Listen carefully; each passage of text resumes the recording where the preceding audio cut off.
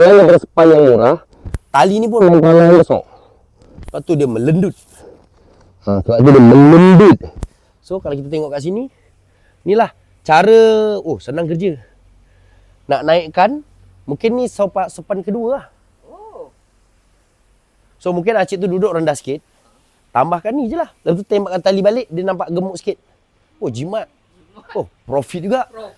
Lepas tu varnishkan ni, varnish ni, sapu. So acik ni kali kedua buat, mungkin maksima 1,200 je lah. Maksima lah. Kita ambil untung. Bolehnya cas kalau paku tu bagus sambung. Lepas tu ini select bros. Lepas tu tambah sepan, tali merah, tutup ni balik. Maksima 850 hingga RM120. Maksima. Ni apa? Maksudnya, asalnya acik ni, dia buat ni. Warna merah.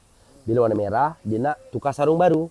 Dengan buatannya dan penambahannya tukar sikit-sikit bla bla bla. Ni tali warna apa pula? Ke ni yang asal ni? Okey.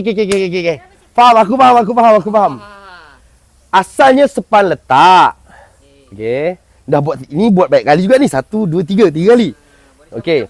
First sepan boleh cabut. Lepas tu patutlah tadi ni sekeping. Ni. Selepas tu acik ni kali kedua dia buat terus. Yang tu bantal dibuka, letak sekali bawa dalam ni. Ditembak sekali.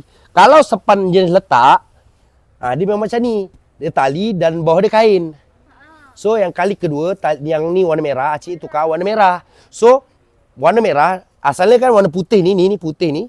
Dia bantal letak gitu. Cabut, buang ni. Atau dipentekkan terus. Guna ni, ditarik terus. Warna merah. So kali ketiga acik ni, kali kedua untuk buat. Nak jimat apa segala. Ni dah memang dah sedia ada. Tambahkan sepan yang ni tadi bawah. Biar nampak montok sikit.